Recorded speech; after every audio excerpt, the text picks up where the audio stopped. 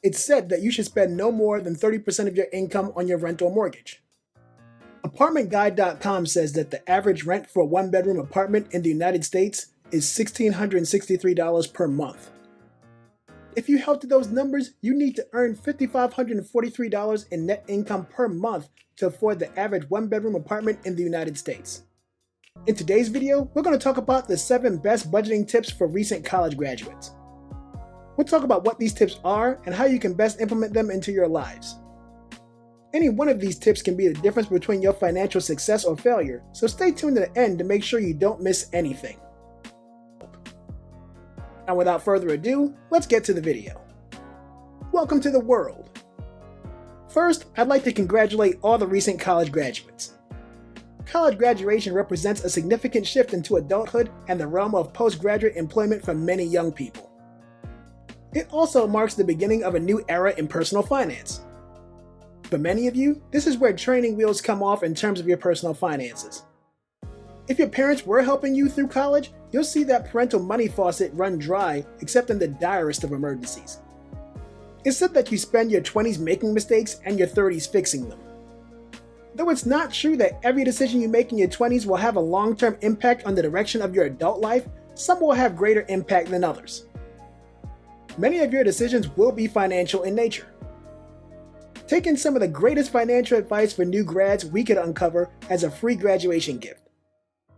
Financial recommendations are freely available on the internet, but be sure to only take what's useful. While there's a lot of financial suggestions floating around in the world, the following are some of the most valuable and common sense bits of advice that, if followed, will not lead you astray. Learn more about personal finance. Finding a financial professional who speaks to you and studying their advice is the greatest approach to learning about personal finance basics. In that sense, you're already ahead of the game. If you're watching a channel like Debt Busters, I'm sure you're watching bigger YouTube personal finance channels like Graham Stephan, Minority Mindset, and Andre Geek. Many financial professionals like Dave Ramsey, Susie Orman, and Rich Dad Poor Dad's Robert T. Kiyosaki provide instructional books, podcasts, YouTube videos, CDs, seminars, and other content aimed at educating people on how to manage their finances effectively. Decide which method of learning works best for you, and then dig into content that can assist you in adopting a financially secure future. Setting financial goals. Determining your short and long-term financial objectives before proceeding. Do you need to purchase a car? Looking for a new place to live? Need to buy interview or work clothes? Do you want to save for a home in 5 or 10 years?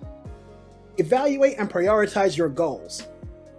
Your goals may differ significantly from those of your friends or family members, so don't bother comparing them with your peers. These are your objectives. Consider what's essential to you and what will inspire you to develop sound financial habits. Finding the best job for you. According to the National Association of College and Employers, the average starting wage for the class of 2019 was $53,889 per year. The data for the class of 2020 has yet to be obtained, as the worldwide illness is anticipated to have had an impact on the subsequent average income. Many people will tell you that more money does not always imply more job satisfaction. They will tell you that lower paying entry-level position in your desired sector is likely to be a better long-term deal than a higher paying job in a field that you have no long-term interest in. Feel free to do what you like and never take financial advice from a random guy on the internet. With that being said, I've never seen any virtue in the struggle. If you qualify for a high-paying job that you're interested in, feel free to apply, even if you only meet a limited amount of the qualifications. Don't limit yourself. You can always do a well-paying job in a role adjacent to your field and then move over to your desired field if the opportunity becomes available. Then again, this is from a person who doesn't necessarily feel that work is something to be enjoyed. That's what hobbies are for. Work is something that helps you pay the bills. That's it. As long as it's legal and doesn't take away from your quality of life and sense of self, it shouldn't matter what the line of work is, in my opinion.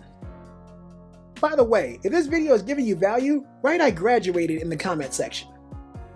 I'll do my best to reply to every comment I get. Moving in with your parents. This is probably the biggest decision you have to make after college, so we'll discuss it in depth. In July 2020, 52% of young adults 18 to 29 lived with one or both of their parents, up from 47% in February of the same year. While this is statistically most likely due to the worldwide illness, almost half of all new graduates return home after graduation, typically due to heavy student loan debt. While moving in with your parents can provide financial security in some instances, it's ideal to leave the nest after graduation and live on your own or with roommates. It's difficult to return home after being independent in college, but you'll grow faster and learn more by being on your own, even if it's challenging at first. But again, I see no virtue in the struggle. It's said that you should spend no more than 30% of your income on your rent or mortgage.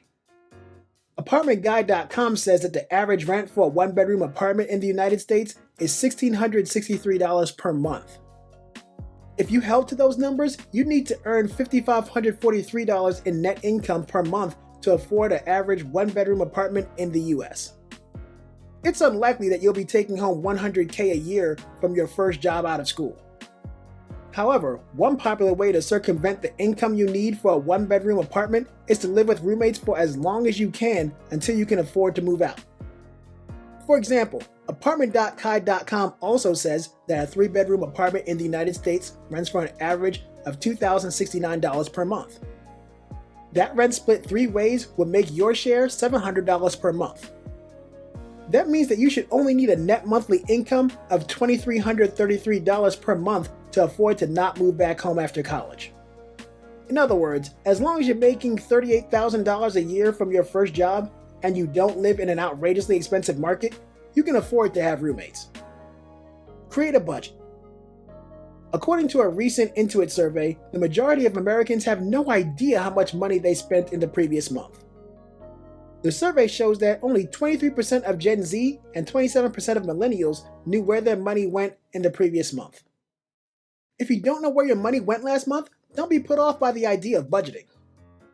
Budgeting is more than just living within your means. It's about being financially informed and prepared for anything life throws at you. I like to say every dollar needs a job. Consider a budget to be the best way you can assign your money to execute tasks for you.